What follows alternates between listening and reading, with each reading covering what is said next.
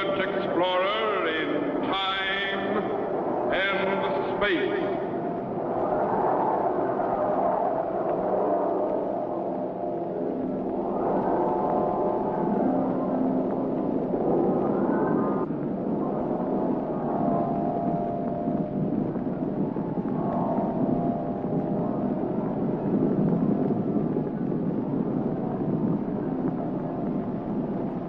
Somewhere, in a remote, uncharted region of the planet called Earth, stands the laboratory of Captain Z-Ro.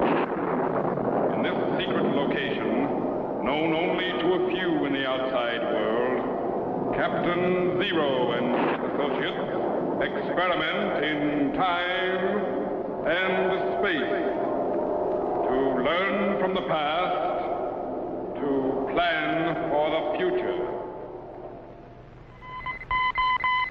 Contact been established. We now transmit you direct to the laboratory of Captain Z-Ro. Please stand by. Z-Ro to Jett. Come in, Jett. Over.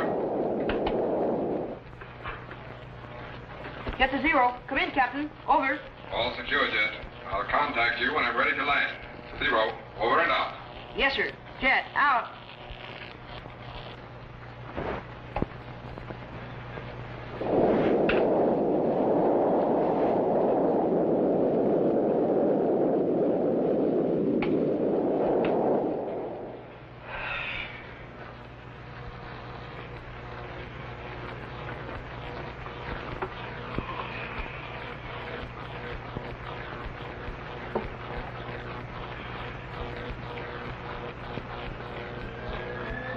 I had a rocket ship all my own, I'd blast off for Mars or Venus right now.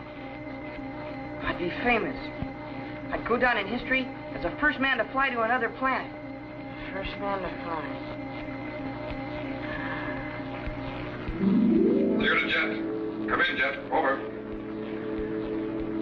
Z-Ro to Jett. Come in, Jett. Over. Jett. Yes, sir? Come in, Jett. Over. Oh, yes, sir. Jett to Z-Ro. Come in, Captain. Over. It's about time. What in the world were you doing? Over. Well, I know. Sound asleep, huh? Well, no, not exactly. I was sitting here concentrating. Okay, never mind. Alert the north field. I'm coming in. Z-Ro, over and out. Yes, sir. At once, sir. Jett, out. Tetro. Yes, Jett? Captain Z-Ro's coming in on the north field. Right.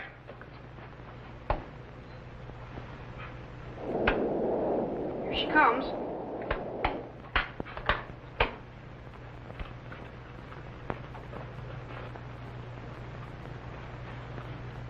Man, what a ship.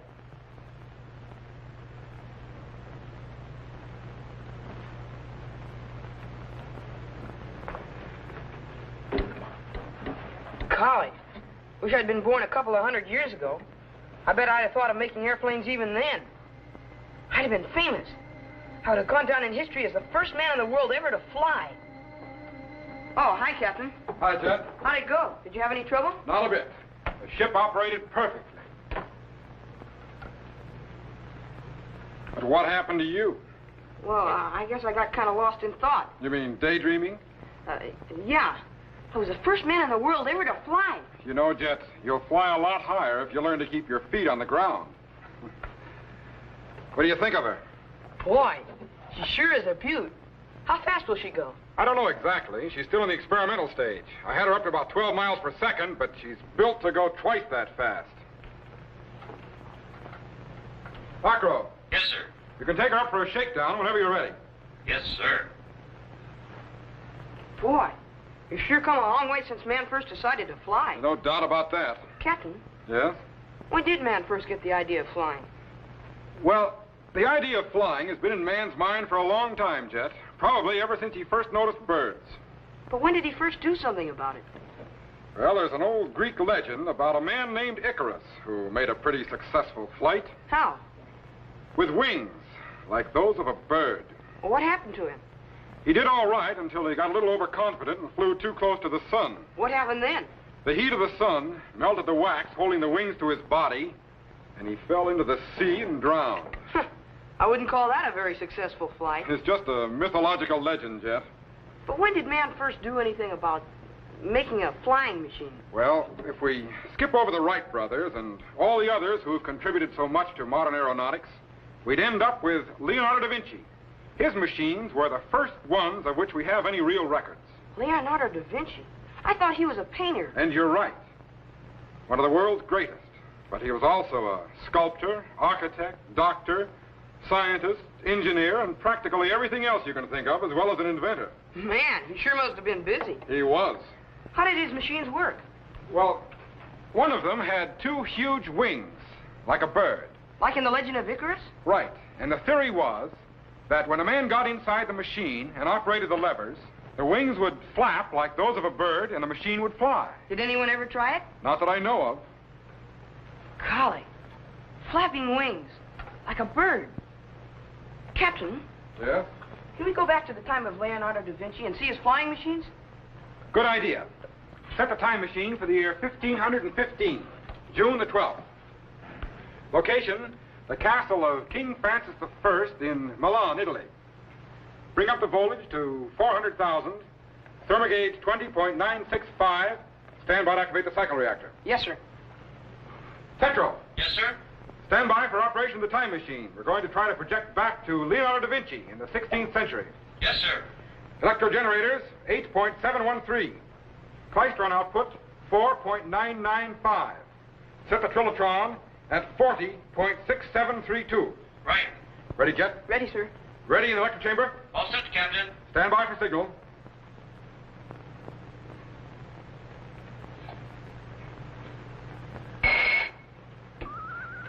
Activate the cycle reactor. Steady. We're cracking the fourth dimension. Good.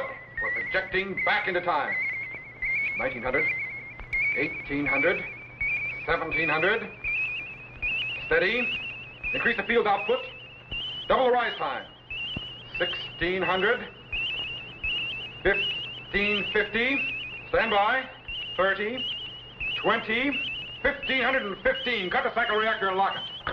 Level of power, Tetro. Did we make it, Captain? I think so. Activate the sound wave segregator and patch it into the time machine audio. Yes, sir.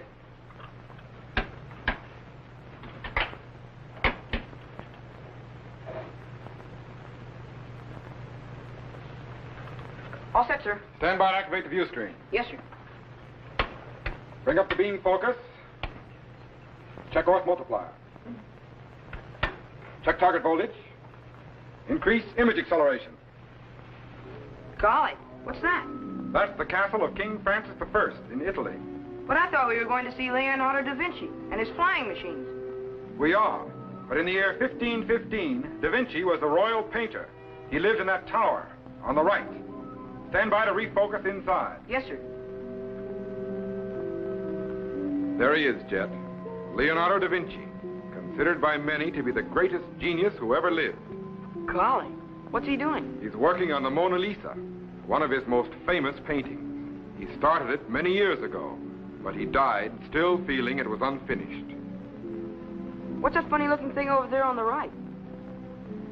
That's Da Vinci's model of a 10-barreled gun, the forerunner of the modern machine gun. He also had ideas for tanks, armored cars, and many other instruments of war centuries before they were ever built.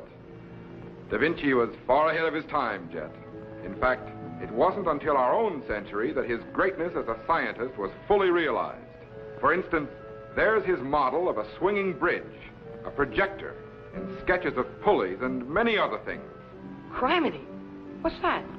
That's Da Vinci's model for a helicopter. That aerial screw was meant to be turned by manpower at a speed to lift the machine and its occupant into the air. Of course, manpower would never have done it. But if Da Vinci had had a motor, that helicopter would actually have flown. Golly. Captain, look. Is that another model of a flying machine? That's right, Jet. Leonardo developed the principles of both vertical and horizontal flight. And that machine is the original forerunner of powered aircraft, conceived almost 4 centuries before man finally got off the ground.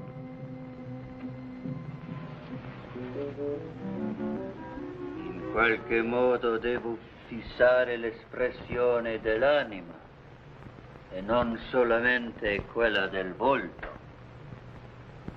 Non posso fidare questo qua. Jett, set the language rectifier to Italian so we can understand him. It is no use. No use. I know how I want it to be, but I cannot make it so.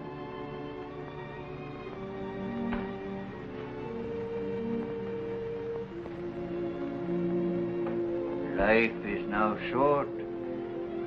What have I completed? Nothing. My inventions, my painting, my studies, all unfinished. And so little time left.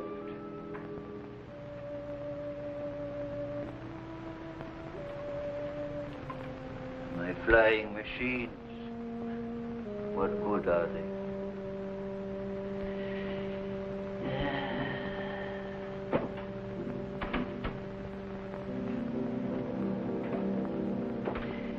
My studies of birds in flight,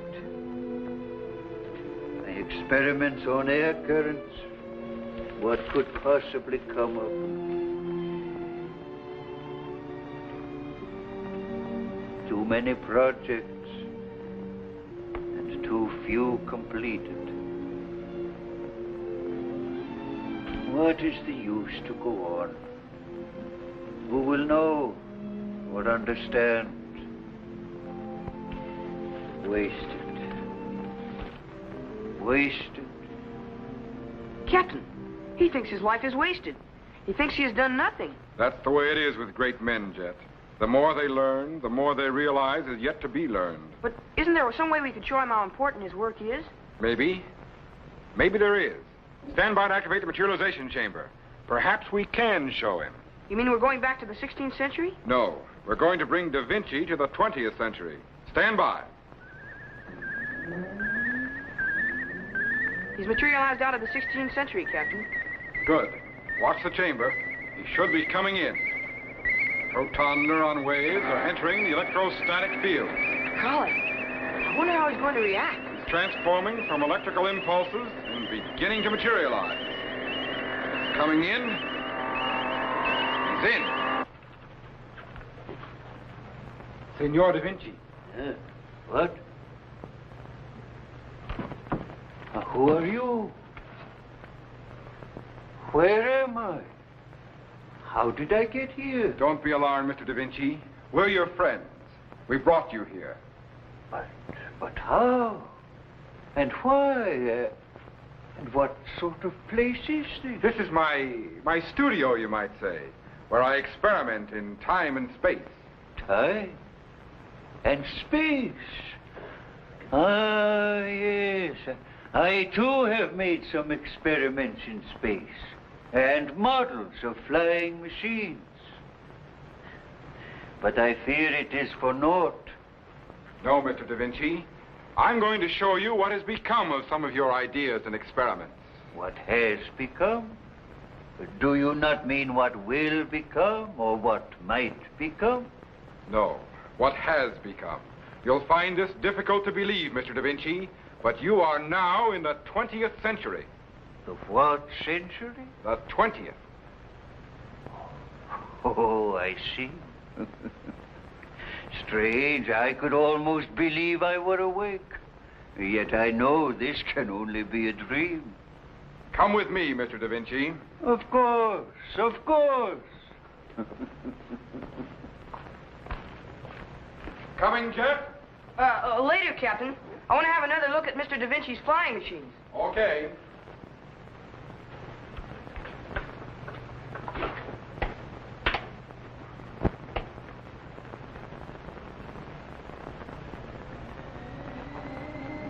The first flying machine. Golly, I wonder if it would really work.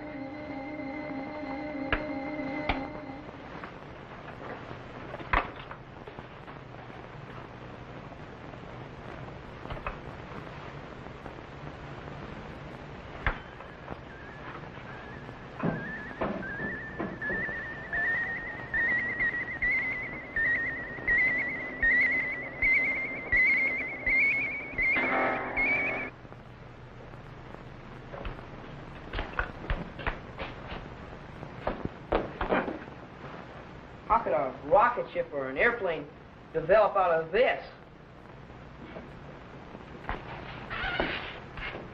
Looks as if it might fly, though.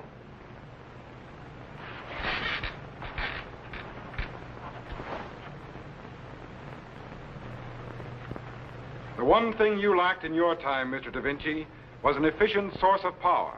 This is part of our equipment for generating electrical power here at the laboratory.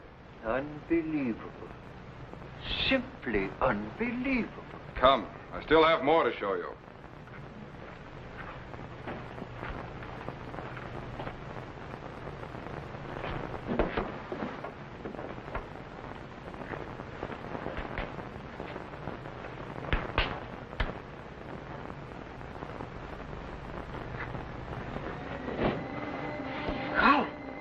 If I took this up to the top of the tower and pushed off, I'd be the first man in history ever to fly.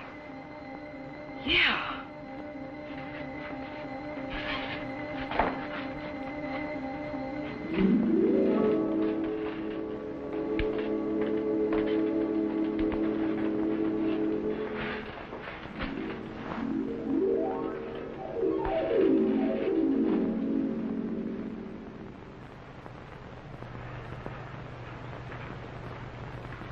And there's our latest development in air and spacecraft, the rocket ship. Fantastic. Utterly fantastic. There's still more to see.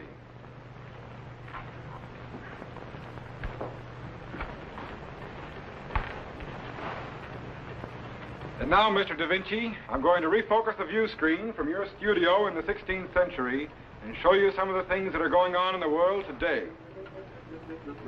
These are but a few of the types of aircraft that have developed from your original flying machines. You lacked an efficient source of power, which has since been supplied. But your theories of flying were far ahead of your time. And the original experiments you made in your studio have led to these experiments in the sky, at heights far above the clouds, and at speeds faster than the speed of sound. Fantastic. Utterly fantastic. And here's the nerve center of a modern airport, the control tower. So many planes in the air that traffic must be controlled to prevent accidents. Traffic in the air? Yes. Airplane pilots must check with the tower before takeoff and before landing, as well as during flight. Thousands of airplanes come and go through the day and through the night, carrying passengers and cargo on regular schedules all over the world. And here's a helicopter, of which the model of your aerial screw is the forerunner. My theory of compressing the air to obtain lift. Right. In fact, if the model in your studio had an efficient source of power, it too would fly. And these are wind tunnels, inside of which conditions of flight are manufactured and experiments with air currents are carried on. Inside those tunnels, winds are made to blow at hundreds of miles per hour, so that flying machines may be safely tested. What strange alchemy lets me see these things.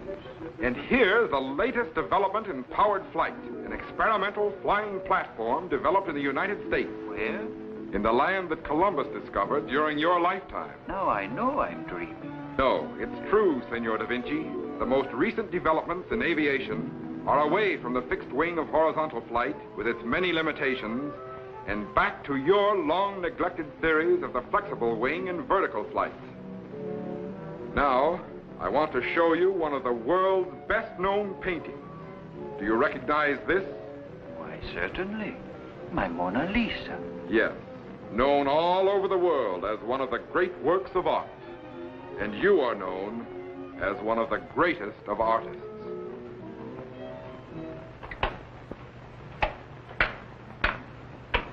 And now, Mr. Da Vinci, I'm going to send you back to your studio in the 16th century. Your life has been most worthwhile, and you still have much to do. Yes, yes, my studies and experiments are certainly not in vain. Now, if you'll just sit in the chamber there. Yes, yes, of course.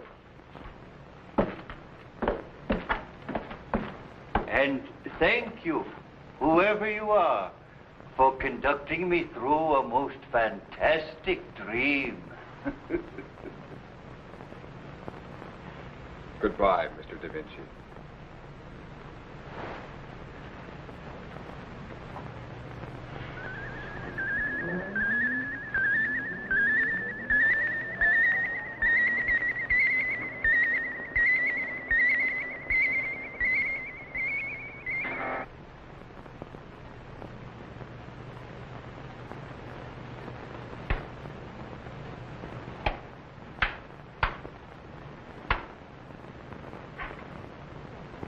Jett! Jett! Tetro, Yes, Captain. Jett down there? Why, no, I thought he was up there with you. Okay, thanks. Wait a minute. Jett seemed mighty interested in Da Vinci's flying machine. I wonder if he could have...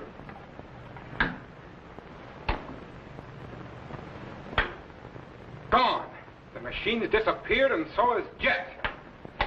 Tetro, stand by to take over. I'm going back into time. Yes, sir. But what's wrong, sir? Jett disappeared with Da Vinci's flying machine. Well, what's wrong with that? The machine never worked. Stand by. Yes, sir.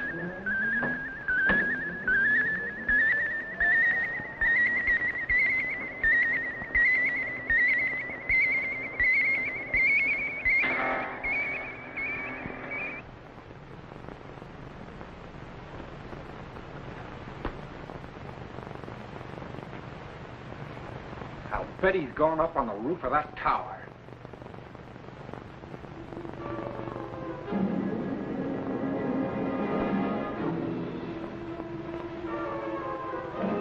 Jett!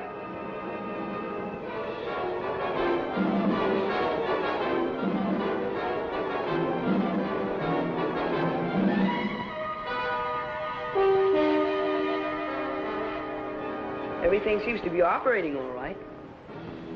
And I'm certainly high enough to get a good start. Colin, if this thing works, I'll be famous.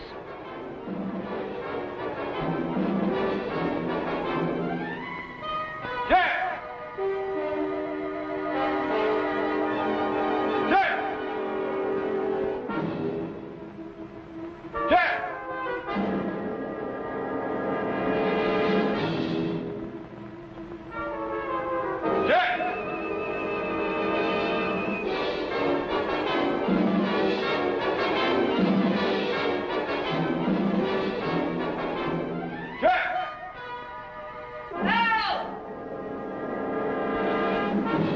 Oh, no. Captain! Help!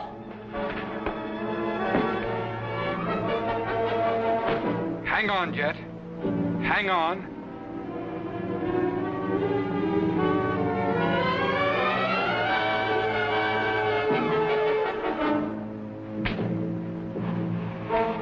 I'm almost there, Jett.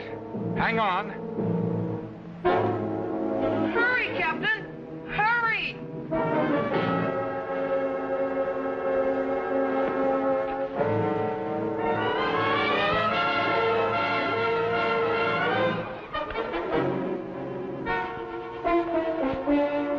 Don't move.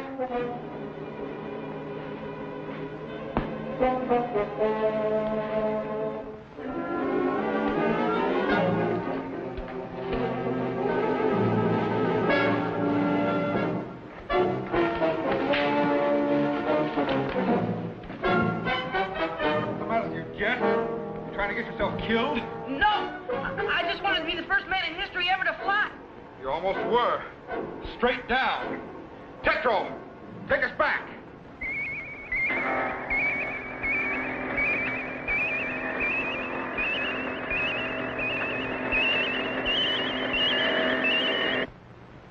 Fine.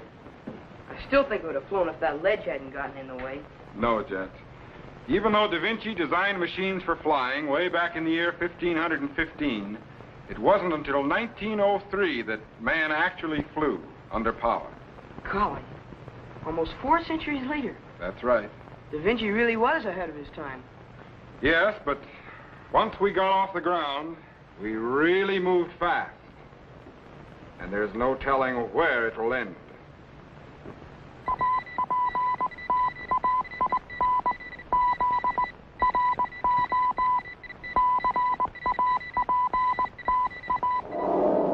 Be sure to be standing by when we again transmit you to this remote location on the planet Earth, where Captain Z-Ro and his associates will conduct another experiment in time and space.